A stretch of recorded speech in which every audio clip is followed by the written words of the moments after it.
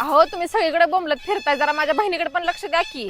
अगं माझं माझ्या कार्यकर्त्यांपेक्षा आणि मतदारसंघातील मतदारांपेक्षा जास्त लक्ष मेहुणीकडेच आहे. अहो कसं लगेच भाव चढून जाता, लक्ष द्या म्हणजे तिला लग्नासाठी स्थळ बघा म्हणलंय. अगं मेहुणीचं घेतलं नाव की माझ्या काळजाला लागतोय भाव.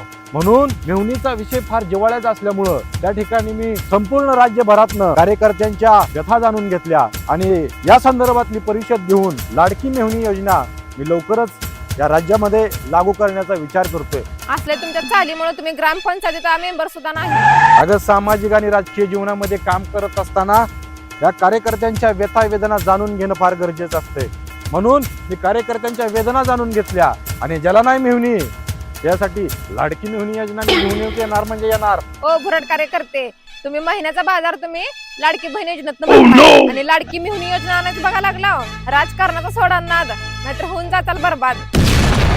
अगं ग्रामपंचायतच्या निवडणुकीमध्ये तू मला मतदान केलं नाही म्हणूनच माझा दारुण पराभव झाला आणि या देशाची सूत्र या मजबूत हातामध्ये येता येता राहून